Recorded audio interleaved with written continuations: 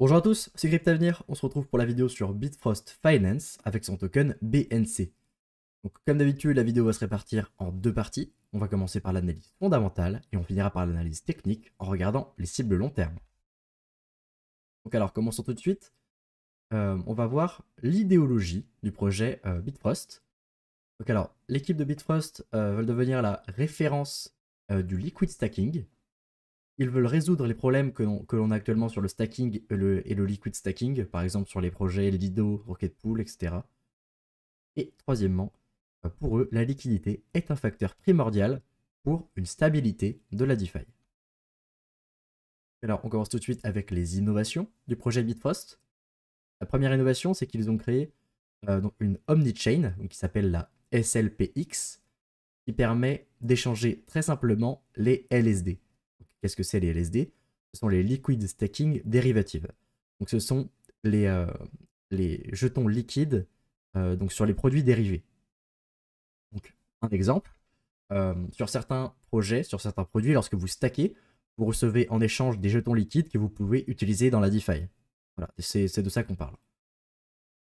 Voilà, donc ils ont créé cette Omnichain qui permet de les échanger simplement. Donc ça, c'est plutôt un très bon point positif parce que actuellement, c'est relativement compliqué de les déplacer et de les utiliser. Et ce qui nous amène au deuxième point, ils ont créé un dashboard de gestion pour ces LSD. Comme je vous l'ai dit, du coup, actuellement, c'est relativement compliqué d'utiliser et de déplacer ces LSD. Et c'est d'autant plus compliqué de se rappeler où est-ce que vous avez placé chaque jeton liquide. Voilà, donc là vous avez un dashboard qui regroupe sur toutes les chaînes tous les LSD que vous avez en votre possession. Donc ça c'est une super avancée dans le stacking, c'est un très beau produit. Troisième innovation, ils ont créé du coup une blockchain nativement interopérable, donc avec l'Ethereum Virtual Machine, le VM, la Polkadot Virtual Machine, et ils supportent l'IBC Protocol. Donc ça ce sont les transferts sur Cosmos. Donc là, on a une belle interopérabilité avec pas mal de chaînes. Donc là, on a vraiment enfin, ce projet est assez ouvert sur énormément de produits. Là, on a vraiment beaucoup de projets qui sont bâtis sur ces chaînes-là. On couvre vraiment un très grand ensemble du secteur.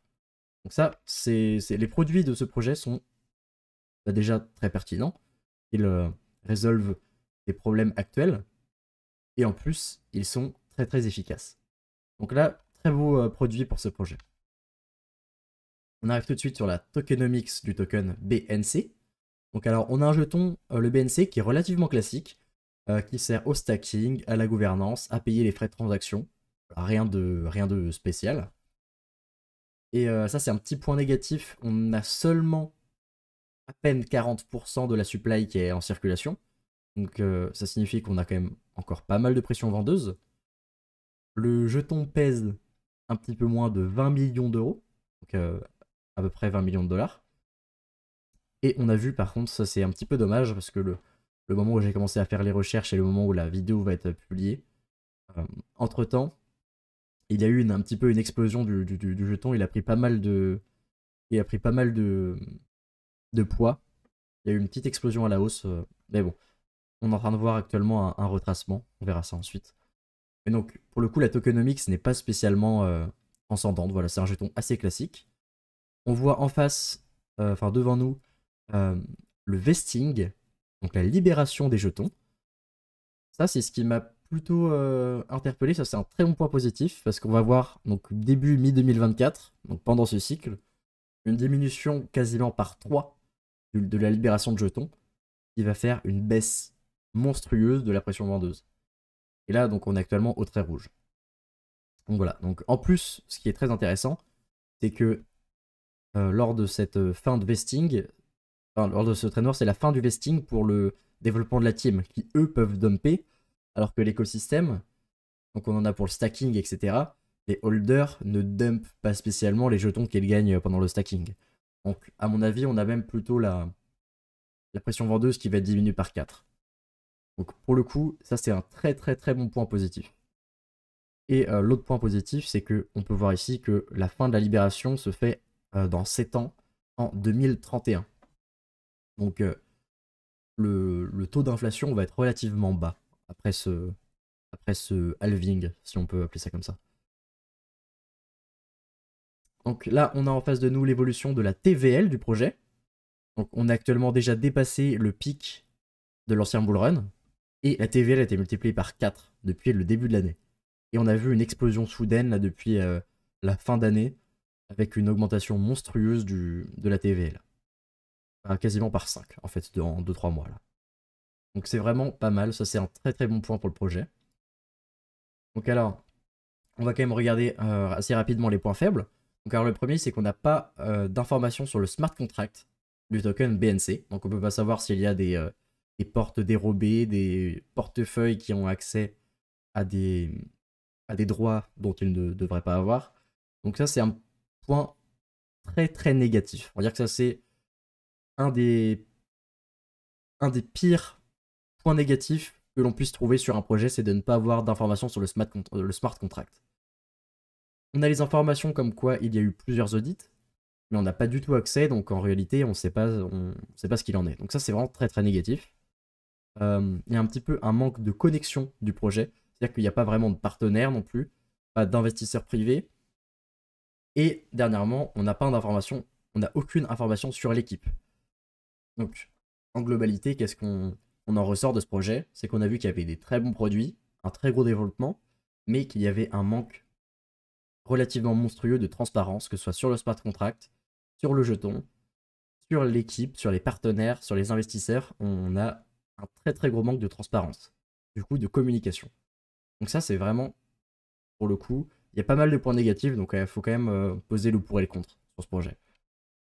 Donc on va passer à l'analyse technique. Donc voilà, ce que je vous ai dit, c'est que la semaine dernière, lorsque je préparais la vidéo, on a eu une explosion du jeton, on a fait plus de x2, mais là on voit un retracement. Donc c'est pour ça que j'avais hésité à vous présenter la vidéo, mais vu qu'on commence à voir un beau retracement, on s'est pris un moins 20, moins 30% là, en quelques jours, donc c'est pour ça que je vous présente quand même. On réarrive à des zones qui sont plus intéressantes que celles qu'on a connues. Donc alors, le jeton BNC vient de quitter cette accumulation que l'on a vue.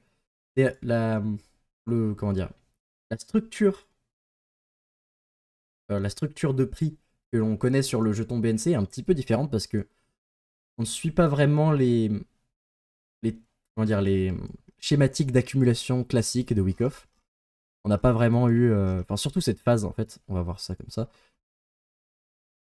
Ouh là je me suis perdu.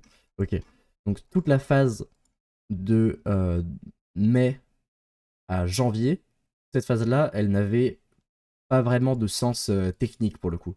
On a vraiment eu juste le prix qui s'est écroulé, une bonne nouvelle, ce qui a fait pumper le jeton, et là après on a retrouvé une structure de prix qui était cohérente. Mais donc là, en réalité, on n'a pas vraiment d'accumulation. On peut voir quand même si, allez, une petite accumulation ici, ou après on a la liquidation avec le spring. Mais pour le coup, le spring était vraiment très très violent. Je pense que s'il n'y avait pas eu de reprise du marché, du marché des crypto-monnaies, on aurait pu aller vraiment très très bas sur ce jeton. Mais donc là, on a eu ce pump qui est venu faire le break of structure. Donc c'est-à-dire qu'on a validé le spring et ce bas qui a été protégé. On est revenu ensuite, après ce retracement, hop, voilà, dans cette demand. Voilà, là on a fait une réaccumulation. Là pour le coup, elle est vraiment très belle. On a vraiment toutes les phases. Donc là, on a eu cette trendline qui a porté le cours. Et on vient de voir une explosion. Et on a cassé la structure que l'on avait créée début 2023. Donc ça veut dire qu'on est bien dans une reprise de cycle haussier. Voilà, donc là, peu importe la profondeur du retracement, ces bas-là seront protégés. Donc là, voilà, on peut se dire que même s'il y a des très mauvaises nouvelles, même si le Bitcoin s'écroule, etc. Voilà, donc je pense que dans le pire des cas, on viendra réaccumuler ici avant de repartir. Mais pour moi, là, ce lot est vraiment très très puissant, ce lot est vraiment protégé. Donc alors, à court terme, on peut s'attendre à quoi? Donc déjà, là, on voit que, on va passer en journalier, on a eu vraiment un retracement très très puissant, mais qu'il nous reste, on va voir ça en weekly, là, il nous reste un petit peu d'imbalance. Ici, donc à mon avis, pourrait venir, voilà, retoucher cette zone qui coïnciderait en plus avec cette trendline qui sera fortement achetée, à mon avis, vu l'explosion qu'on a connue. Donc c'est pas impossible que l'on connaisse, voilà, hop, on vienne retoucher ici pour ensuite repartir. Voilà, ça serait plutôt cohérent. Si vraiment il y a de très mauvaises nouvelles sur Bitcoin, à court terme, on pourrait redescendre dans cette zone-là avant de repartir, mais du coup ce sera un petit peu plus tard. Voilà, à court terme, on est en train de voir un retracement, donc je suis plutôt bearish. Après, on avait déjà pris 25%, donc bon, faut quand même relativiser. C'est déjà beaucoup plus intéressant qu'ici. Donc voilà, à court terme, plutôt bearish. Ensuite, on va voir à moyen terme. Donc alors, à mon avis, on va avoir cette zone-là. Voilà, lorsque cette zone-là sera liquidée, on va connaître soit un retracement, soit une stabilisation. Voilà, soit une latéralisation des cours. À mon avis, cette zone-là sera très, voilà, sera très pertinente pour attendre un retracement pour recharger, imaginons, si vous n'êtes pas encore rentré dans le projet. Ou alors pour prendre des profits, voilà, selon votre stratégie. Ensuite, passons aux cibles long terme. Donc là, je vais mettre en logarithmique. Donc là, comme d'habitude, voilà, je vous ai fait plusieurs cibles possibles. Donc déjà, selon moi, on va aller, dans tous les cas, redépasser l'ancien plus haut du pic du bull run de 2021. Là, qui était au 8,55 à peu près. Donc là, je vous ai mis deux cibles potentielles, voilà, qui seraient, à mon avis, tous les deux pertinentes. On a la cible des 15 $. Donc le prix, s'il arrive aux 15 $, la market cap serait de environ 450 millions. Donc c'est un projet qui est encore relativement petit, donc pour le coup, c'est voilà, c'est pas du tout impossible.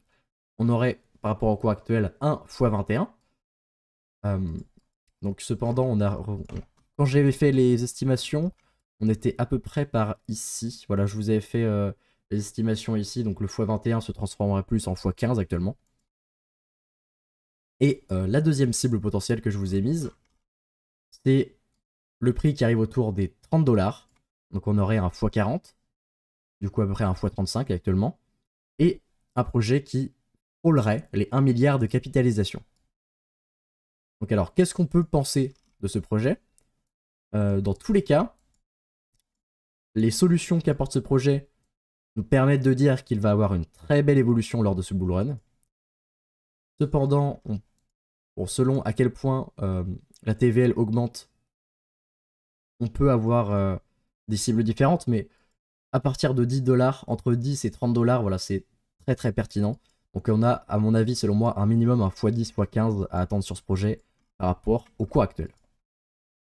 Donc alors, merci d'avoir regardé la vidéo. Voilà, partagez, likez. Dites-moi en commentaire, selon vous, à quel prix va atteindre le token BNC lors de ce bull run. Comme d'habitude, cette vidéo n'est pas un conseil en investissement financier. Voilà, il résulte simplement de mes propres recherches. Et à bientôt pour une prochaine vidéo.